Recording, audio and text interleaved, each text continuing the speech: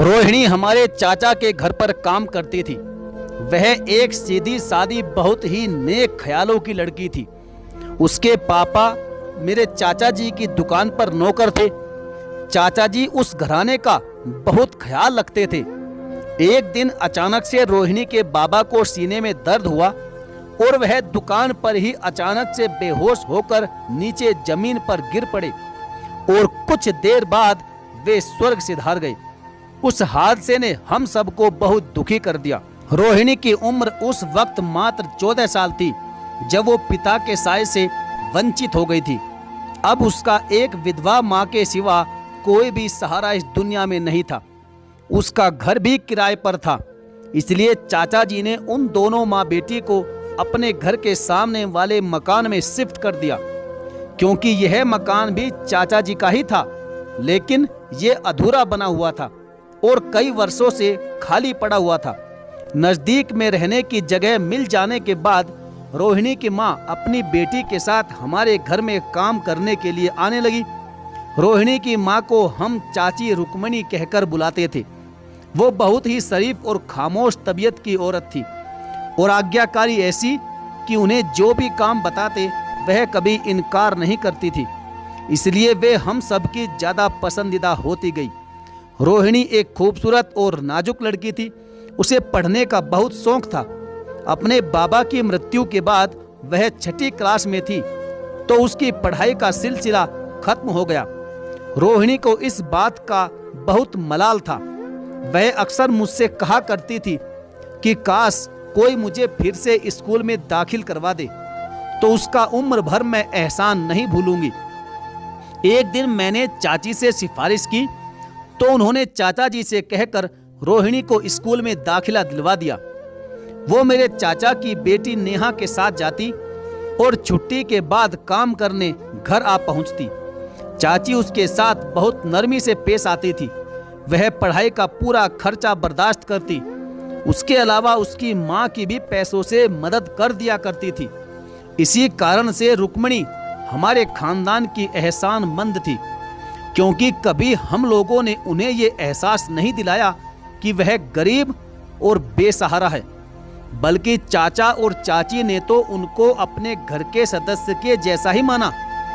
मेरे चाचा रुक्मणी को भी बहन का दर्जा देते थे और जो वह अपनी बहन के लिए त्योहार पर लाते थे वही चाची रुक्मणी के लिए भी लाते थे। उनकी वैसे ही इज्जत करते जैसे कि अपनी सगी बहनों की करते थे। रोहिणी को भी अपनी बेटियों की तरह ही रखा हुआ था, क्योंकि वह मेरी चाची का घर के कामों में हाथ बटाती थी, जबकि उनकी अपनी खुद की लड़कियां घरेलू कामकाज को हाथ भी नहीं लगाती थी। शुरू में तो मेरे चाचा के बेटे तरुण ने रोहिणी की तरफ ध्यान नहीं दिया। वह अपनी पढ़ाई में मगन रहता था, लेकिन जब रोहिणी का मैट्रिक के बाद खूब रंग रूप निखर गया तो तरुण की नज़र उस पर पड़ने लगी। हमारी चाची ने कोई नोटिस नहीं किया, जैसे कि ये ध्यान देने वाली कोई बात ही ना हो। तरुण चाहता था कि रोहिणी को भी कॉलेज में दाखिला कराया जाए। उसकी बहनें कॉलेज जा सकती थी तो वह क्यों नहीं जा सकती, मगर चाची को ये बात स्वीकार नहीं थी। वे कहती थी कि गरीब लड़की है, हमने इसे मैट्रिक तक पढ़ा लिया है, इतना ही काफ़ी है। अगर यह कॉलेज जाएगी तो फिर कामकाज में मेरा हाथ कौन बटाएगा। हाँ, अगर तरुण इसको घर पर पढ़ा दिया करे तो ये प्राइवेट छात्र की तरह अपने इम्तिहान दे सकती है। तरुण तो दिल से यही चाहता था। माँ की इजाजत मिलते ही वह दिन में 1 घंटा रोहिणी को पढ़ाने लगा। रोहिणी की भी ख्वाबों वाली उम्र थी। नजदीक होने पर दोनों एक दूसरे से मोहब्बत करने लगे, मगर किसी को जाहिर नहीं होने दिया और घर में किसी को भी शक नहीं हुआ कि इन दोनों नौजवानों का दिल एक दूसरे के लिए धड़कने लगा है। एक दिन नेहा ने छुपकर उनकी बातें सुन ली तो माँ को आगाह कर दिया। चाची ने रोहिणी से कुछ नहीं कहा, लेकिन अपने बेटे को कहा कि तुम रोहिणी को कल से नहीं पढ़ाओगे। पढ़ाई के बहाने तुम एक गरीब लड़की को सीधे रास्ते से भटका रहे हो और एक विधवा औरत की इज्जत को मिट्टी में मिलाना चाहते हो। किसी को अपने घर पनाह देकर फिर उसके साथ मोहब्बत का खेल रचाना ये शरीफों को शोभा नहीं देता। खबरदार, अगर तुमने आइंदा इस लड़की के बारे में गलत सोचा। ये लोग तो घर से बेघर होंगे ही, तुम्हें तुम्हारे बाबा माफ नहीं करेंगे। इस धमकी से तरुण डर गया और उसने रोहिणी को पढ़ाना तो दूर, उससे बातचीत तक करना भी छोड़ दिया। यह सब माँ को संतुष्ट करने के लिए था। दिल से तो वो अब भी उसी को चाहता था। वह रोहिणी से सच्ची मोहब्बत करने लगा था। उसका इरादा दिल लगी का नहीं, बल्कि उसके साथ शादी करने का था। तरुण ने सोचा कि पहले पढ़ाई पूरी कर ले, फिर माँ बाप से अपनी आरजू का इजहार कर दूंगा कि मैं रोहिणी को जीवन साथी के रूप में देखना चाहता हूँ। 2 साल इसी तरह से खामोशी के साथ गुजर गए। रोहिणी ने भी बहुत एहतियात और सब्र से काम लिया। वह उस वक्त का इंतजार करने लगी कि जब तरुण पढ़ाई पूरी करने के बाद अपने पैरों पर खड़ा ना हो जाए। अलबत्ता ये दोनों उस वक्त छुपकर बात कर लिया करते थे, जब चाची घर पर नहीं होती थी। उनका यह राज सिर्फ मैं जानती थी, क्योंकि रोहिणी मुझे अपना दोस्त और सुख दुख का साथी समझती थी और वह मुझ पर एतबार और भरोसा भी करती थी। तरुण के बड़े भाई रोशन की शादी हो गई थी और इस तरह से चाचा जी के घर एक और सदस्य की बढ़ोतरी हो गई। अब चाची जी अकेले नहीं रही थी।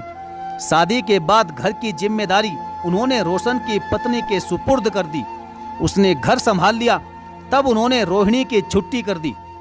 पैसों से तो वह अब भी उसकी मां रुक्मणी की मदद कर देती थी, लेकिन अपने घरेलू कामों से रोहिणी को हटा दिया कि बच्ची अब जवान हो गई है, उसका अपने घर में रहना ही बेहतर है।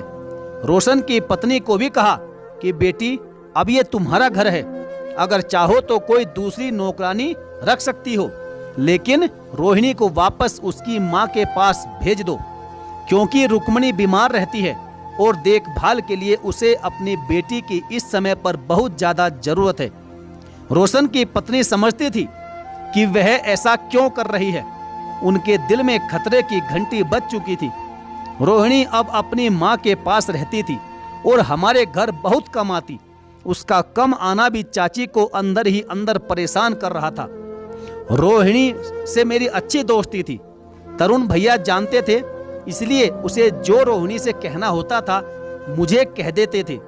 मैं सही समझती तो रोहिणी को समय मिलने पर बता देती, वरना तो गोल कर जाती, क्योंकि चाची का घर पास था और उनके घर का माहौल खराब नहीं करना चाहती थी।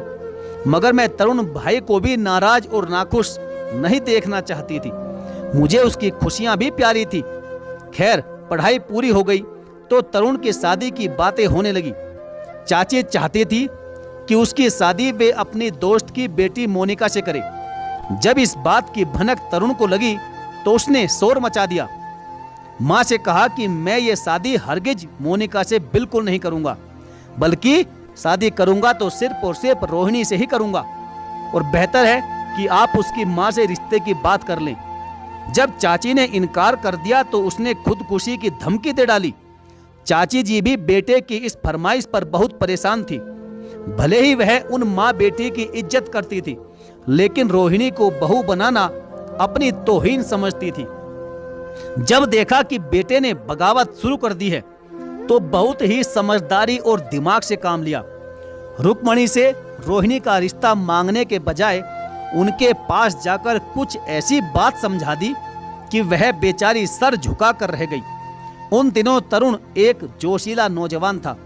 यह उम्र ही ऐसी होती है कि दिल किसी भी हालातों के सामने नहीं झुकता। एक दिन उन्होंने तरुण को अपने पास बैठाया और कहा कि बेटा, मेरी बात ध्यान से सुनो।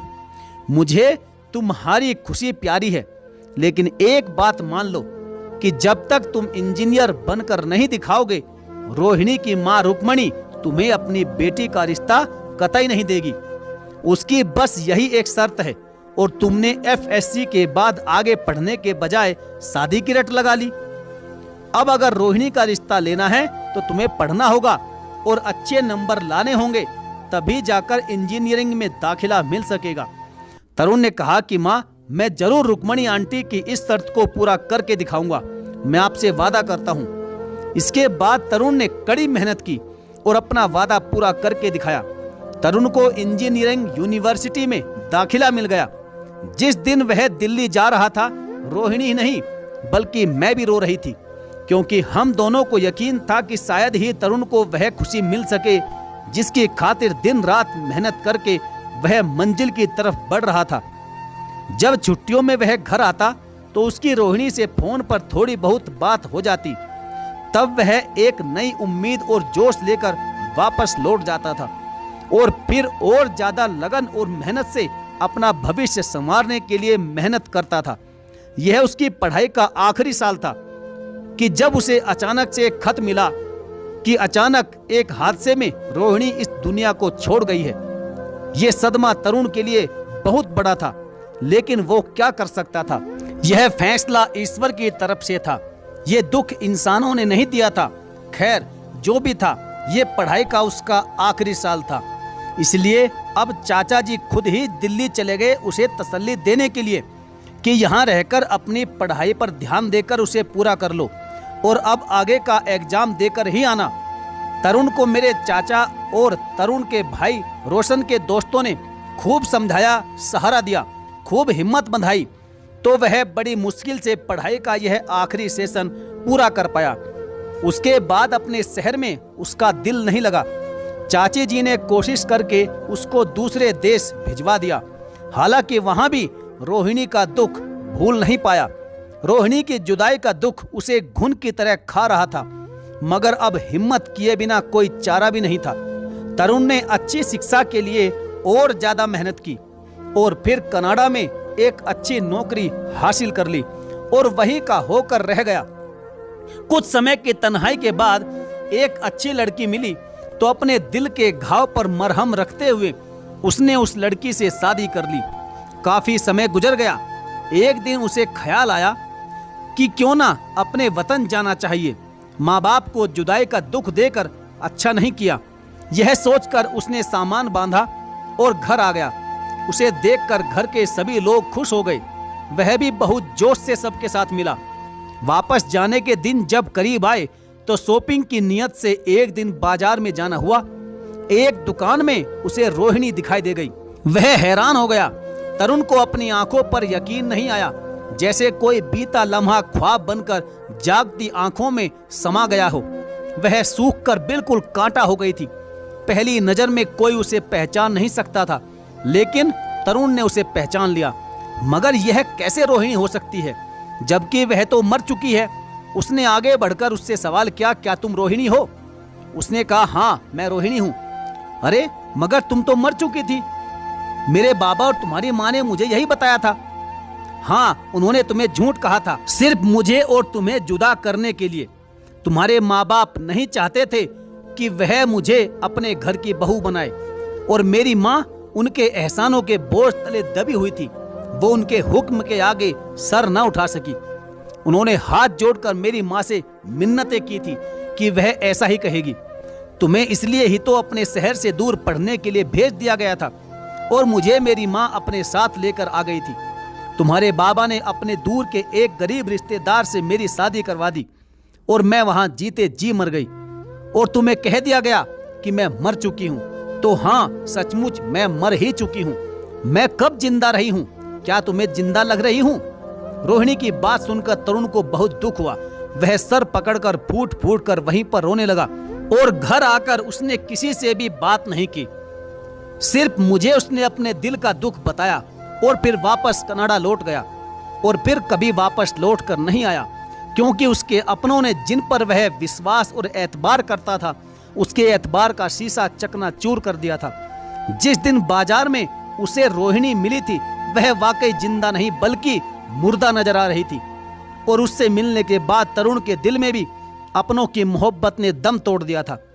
तरुण हर समय अपने मन में यही सोचकर दुखी होता रहता था कि काश रोहिणी मुझे ना ही मिलती। तो साथियों, ये थी आज की हमारी कहानी। उम्मीद करते हैं कि आपको जरूर पसंद आई होगी। पसंद आई हो तो वीडियो को लाइक करके एक प्यारा सा कमेंट जरूर लिखिएगा, और यदि आप हमारे चैनल पर पहली बार हैं तो चैनल को सब्सक्राइब करके बेल आइकन को प्रेस करना बिल्कुल ना भूलें। तो चलिए साथियों, मिलेंगे फिर और किसी दमदार और बेहतरीन कहानी के साथ। तब तक के लिए धन्यवाद। जय हिंद।